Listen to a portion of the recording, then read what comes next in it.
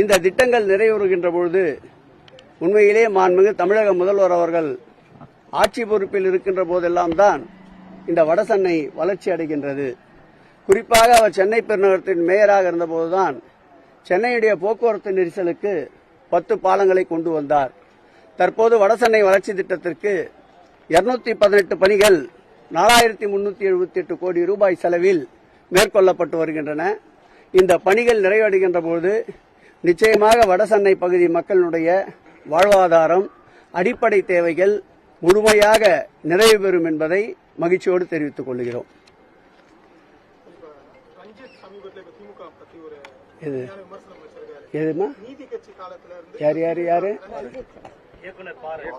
எனக்கு தெரியல, அவர் யாருன்னு தெரியல, எனக்கு யாருன்னு தெரியல. அவர் எனக்கு அரசியல்வாதி யாருன்னா இருந்தா அது மாதிரிலாம் தெரியும், அவங்க தெரியாது. எனக்கு சொல்லுங்க. இபிஎஸ் குறிப்பிடும் போது திமுக எத்தனையோ பழைய ஆட்கள் இருக்காங்க, ஆனா உதயநிதிக்கு துணை முதல்வர் கொடுக்கறத நாங்க ஏத்துக்க மாட்டோம். அவரே மக்கள் ஏத்துக்கல, அப்புறம் அவர் இன்னொருத்தர் ஏத்துக்க அதை பத்தி எங்களுக்கு என்ன கவலை இருக்கு?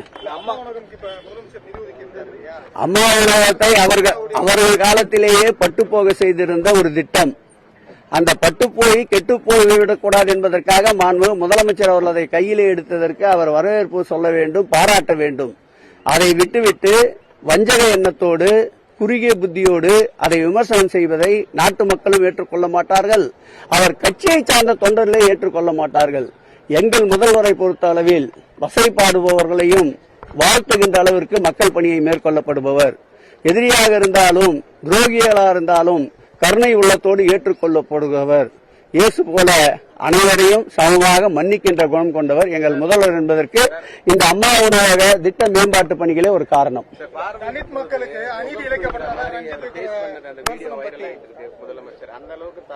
முதலமைச்சர் முகம் சொல்லிக்கலையே, கையில எடுத்து சாம்பார் சாதத்தை சாப்பிடுறாரு, அது தண்ணியா இருக்கு சாப்பாடு, மிச்சத்தை அந்த இதுலயே வைக்கிறாரு, அவ்வளவுதான். முகம் சொல்லிக்கிற அளவு இருக்கிறவரு அதை எப்படி அவர் எங்களுடைய முதல்வரை பொறுத்தளவில் தானாக அரசு பதவிக்கு வந்துவிடவில்லை. கிட்டத்தட்ட ஒரு 50 ஆண்டு கால அரசியலுடைய நெடும் பயணத்தில் மக்களோடு பயணித்த ஒரு முதல்வர், அதுவும் அடிமட்டத்திலிருந்து இன்றைக்கு முதல்வராக உயர்வு பெற்றிருப்பவர். குடிசைகளையும் கண்டவர், கோபுரத்தையும் கண்டவர். ஏழ்மையோடும் விளையாடியவர், பணக்காரர்களோடும் விளையாடியவர். ஆகவே ஏழ்மையை முழுவதுமாக உணர்ந்த ஏழையின் காவலன் எங்கள் முதல்வர். அப்படி எந்த சம்பவம் நடைபெறவில்லை. இதில் எடப்பாடிக்கு அச்சம் எப்படி வருகிறது என்றால், கரைந்து கொண்டே இருக்கின்ற அந்த அதிமுக காணாமல் போய்விடுமோ முதலமைச்சருடைய இப்படிப்பட்ட நடவடிக்கைகள் என்ற அச்சம் வந்திருக்கின்றது.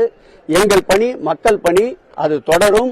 இன்னா இனியவை என்பதல்ல, எந்த திட்டமாக இருந்தாலும் மக்கள் நல திட்டங்களுக்கு உயிர் கொடுக்கின்ற முதல்வர் எங்கள் முதல்வர் என்பதை இந்த திட்டத்தை மேம்படுத்துகின்ற வாயிலாக தெரிகிறது. அவ்வளவு காலத்திலே குவாலிட்டி கட்டிகள், இப்பதான் எல்லாமே குவாலிட்டியா இருக்கு.